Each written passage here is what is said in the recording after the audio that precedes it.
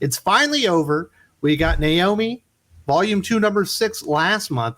And today, well, not today, I guess this week, we got Legion of Superheroes versus Justice League number 6, the final comic book written by Brian Michael Bendis at DC Comics. There are 3 things that made this channel stand out, really, that got me on the map and notice when it comes to comic book YouTube. The colossal failure of Tom King's Batman series, and then going on a hit spree of just destroying characters left and right in the DC Comics universe. The enormous success and amazing quality of Jonathan Hickman's House of X Powers of 10.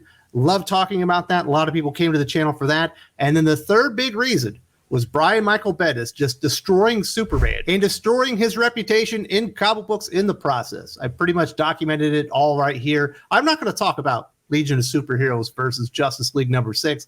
Quite frankly, I read the first 2 issues, I believe, but I did not finish the series because it was really bad. Just like every single thing that Brian Michael Bendis has done at DC Comics, we were warned Bendis is coming, but can you believe this? Brian Michael Bendis, during his very short tenure at DC Comics, has written over 200 comic book issues with DC characters. I couldn't believe it. Now, some of these are creator-owned stuff. He did bring his Jinx World titles over here, but it's insane to think Bendis wrote over 200 comic books at DC, and none of them will be remembered for anything good. It's shocking. You would have thought he would have accidentally had a good story here and there, but that was not the case. Recently, Brian Michael Bendis talked to Word Balloon Podcast and talked about his transition from Marvel to DC Comics, and I can see why this probably didn't work.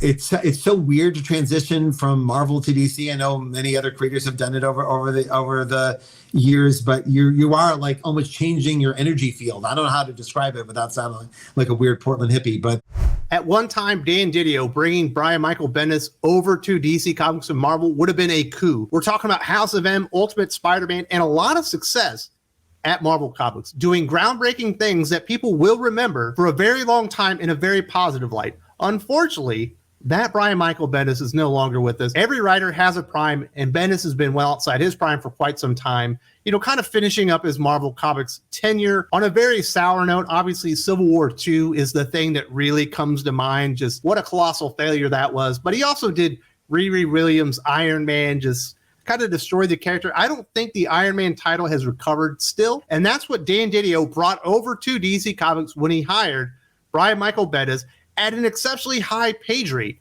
which is probably one of the reasons he wrote so many comic books. And this kind of also started the demise of DC Comics as we know them. One of the reasons DC is just dead right now is all the bad writers. Now, he didn't bring in all the creators like from the DC animated universe and Supernatural and all that stuff. He didn't bring Tim Sheridan and Megan Fitzmartin on board, but he did bring a host of really bad comic book writers that just were never going to fit DC Comics. And imagine with them the very low page rates that Marvel Comics were notorious for handing out to their writers. Next thing you know, DC Comics is only hiring the cheapest writers imaginable. I do trace this all back to Brian Michael Bendis and his entry into the DC Comics fold. Now, that is not all his fault. That's the editorial staff's fault. What is Brian Michael Bendis' fault is what happened with Superman. Obviously, Man of Steel was actually a pretty darn big hit. They had an enormous sales spike. People were interested in what Brian Michael Bendis could do with Superman in the DC Comics universe. Although, admittedly, even by Brian Michael Bendis, the character wasn't really a fit for him. They probably should have given him Green Arrow or something like that. They weren't going to give him Batman because Tom King's Batman run, surprisingly, at the time, was still selling pretty well. The sales bump associated with Man of Steel didn't really translate long-term for Batman in Action Comics. They shouldn't have put him on both titles, but we have to acknowledge the original sin of Brian Michael Bendis at DC Comics, essentially ruining John Kent. For reasons no one can really understand, Bendis decided to send John Kent into space with his crazy grandpa, who was a villain in DC Comics at the time. Lois Lane decided to go with him and leave Clark Kent behind, made Clark Kent just looked like a terrible father. That was probably the worst part initially of it. But wouldn't you know it, dear old grandpa lost him on, I believe, Earth 11, where he was tortured for 7 years and he came back aged up, and people were immediately pissed. There were things that people were already upset about in his Superman run, specifically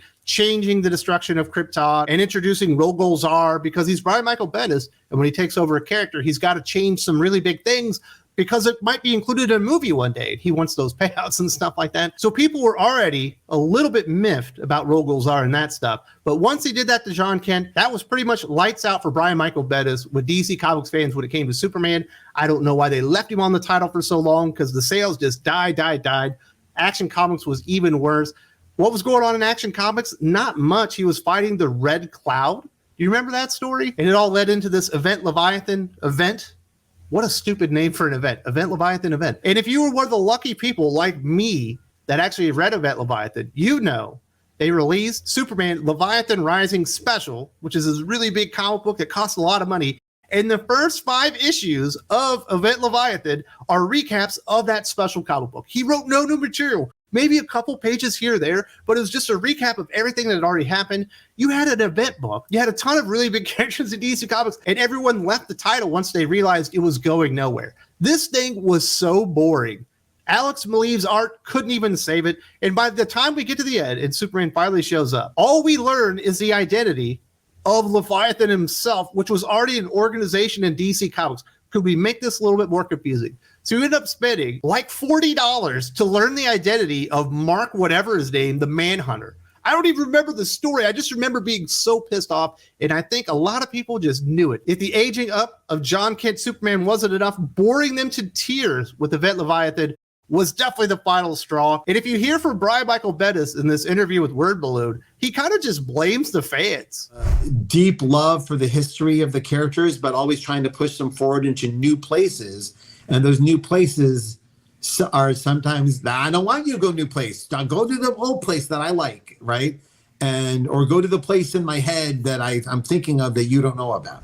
Yes, that's what it is. The fans are to blame because we don't like change, even though they had introduced John Kent as the son of Superman and Lois from Dan Jurgens and Peter J. Tomasi, and people love that change. They even replaced the Superman that was in the universe and kind of combined him with pre-crisis Superman. I think people like that change. DC Comics fans are fine with change until you actually start destroying the characters, which he was doing like hand over fist. Not nearly as badly as Tom King, but certainly he was damaging the characters in the brand of Superman. And obviously we've seen what happened to John Kent. Now, originally, the reason he aged up John Kent was so he could join the Legion of Superheroes in his Legion of Superheroes run, right? And a big story element in that is John Kent falling in love with Saturn Girl. I don't think Brian Michael Bendis was intending to open the door for Superman Son of Kal-El from Tom Taylor, but inadvertently he did that, and he's still destroying Superman with his changes to this day. And somehow in the middle of this, they decided to give Brian Michael Bendis like the Wonder Comics like kids line. What a strange decision that was. Do you remember reading the Wonder Twins book? He didn't write it, but obviously he was in charge of it. And you had all this weird stuff about orgies on like the Wonder Twins original planet. And if you read Young Justice, it was just chock full of original characters Brian Michael Bendis had created. Remember Ginny Hex? Pepperidge Farm remembers. DC Comics fans don't because they didn't read the goddamn book. And not surprisingly, there is no Wonder Comics line going on. And he also had Naomi, essentially Riri Williams, but in the DC Comics universe, more powerful than Superman. But here's the kick. The one thing that makes her special compared to Superman, besides being more powerful, is she doesn't have any weaknesses. We've never seen him do that in the Marvel Comics universe. That didn't work out very well for him, and somehow he ended up getting a run on Justice League. And you know the worst part about his Justice League run, besides being boring and not being very good, is he wasn't able to do the second volume of Naomi when he wanted to because the artist had moved on to another project and was gone for a year. So he just made his Justice League run, his Naomi story arc, but instead of Naomi taking care of it this time, all the Justice League are needed because all of a sudden it was such a powerful villain or something. I was like, this is ridiculous. Obviously, those sales dropped like a rock, and DC Comics decided the only way they could fix that was just to kill the Justice League off altogether. Like, Josh, you need to come in here, murder the Justice League. We will do a crisis event to get us away from Brian Michael Bendis' failed Justice League run. Why they gave him Justice League versus Legion of Superheroes, I don't know. But this man is absolutely delusional, thinking this thing has been a success. This is what he had to say about sales for Legion of Superheroes versus Justice League. All right, fair enough. But I appreciate Justice League Legion did really well, and I appreciate that. It was one of their top selling non-Batman titles last month, and that was nice, even though Batman's in it.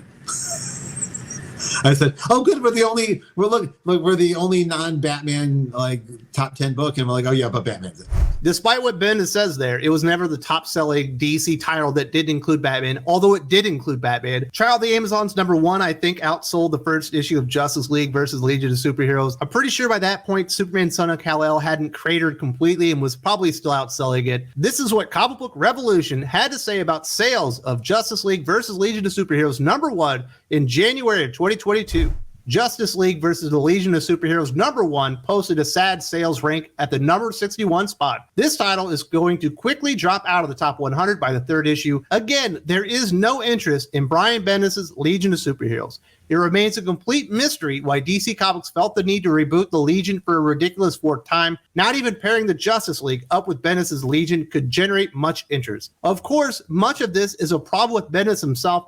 Bendis has been a huge disappointment for DC Comics as he has been unable to generate any sales success with his tenure at DC Comics. In January of 2022, Bendis' tenure at DC was an abject failure. We could finally see the finish line. It is here. Now let's look at the sales for last month's issue. Obviously, we don't have the sales for this one. This is what the analyst from comicbookrevolution.com had to say about the 5th issue. Justice League versus the Legion of Superheroes continues to be a sad state of affairs. This is like watching a beloved friend slowly succumb to inevitable death. Brian Bendis has been a spectacular sales failure during his time at DC Comics, and it appears that he is going to conclude his time at DC with another failure. It is time for DC Comics to let Bendis' bizarre mess of a Legion of Superheroes die a quiet death and bring back Jeff Johns' pre-crisis Legion, which is actually popular with readers. But the embarrassment train does not stop here. Nope. Naomi Season 2, number 6, finished unranked outside the top 200. This is now the 3rd month in a row that Naomi Season 2 has been unranked. The Bendis reverse Midas touch at DC Comics continues. I don't know if Brian Michael Bendis was destined to fail at DC Comics. Perhaps if he got a character other than Superman, it would have worked out. But obviously he didn't. He got Superman and he dropped the ball spectacularly and almost immediately.